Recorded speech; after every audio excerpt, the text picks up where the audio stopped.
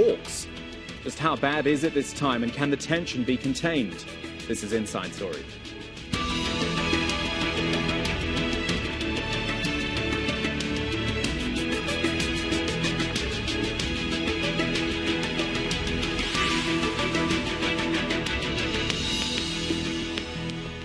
Hello, I'm Kamal Santamaria. It was just 2 years ago when the leaders of North Korea and South Korea agreed to work towards peace. They signed a pact to stop cross-border hostilities, and for once there was hope for reconciliation. But now, that hope, it's hard to find. Pyongyang's threatened to redeploy troops near the demilitarised border.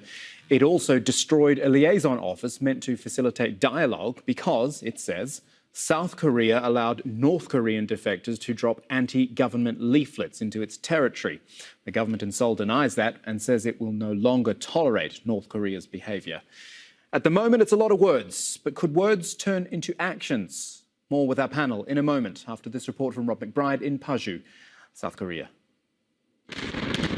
Making its message clear and unequivocal, the destruction of the Joint Liaison Office has been widely broadcast by North Korean state-run media, accompanied by warnings that it will increase its military presence along the border separating the two Koreas.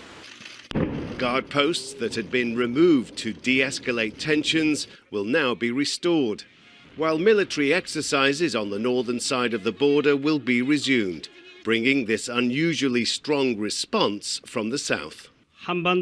Such moves thwart the efforts and achievements made by the two Koreas to maintain peace, and the North will surely pay if these measures are put into action. The North has blamed the South for allowing defectors to release propaganda balloons into its territory. But North Korean leader Kim Jong-un is also frustrated at his failure to get more concessions in summits with the South Korean President Moon Jae-in and with US President Donald Trump. The North, seeming to conclude the current path of diplomacy, has run its course. Trump is just not that interested anymore, and Moon is very constrained by sanctions. I mean, that's why this thing has sort of been frozen for a year and a half. I'm just not sure that much can change in the next 6 months or 8 months. At Paju, on the southern side of the border, relatives of people abducted during the Korean War hold a simple ceremony. Many events are being staged with the coming 70th anniversary of the start of the conflict. Lee Sang-il was a baby when his father was abducted to the north. For him and others still living with the war's consequences, this latest attempt at reconciliation has achieved little.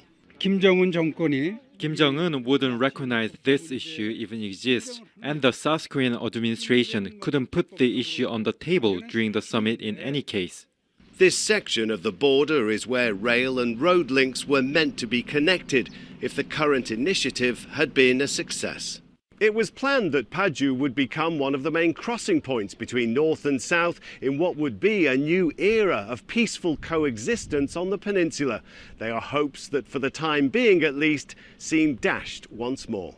Rob McBride, Al Jazeera, Paju, South Korea.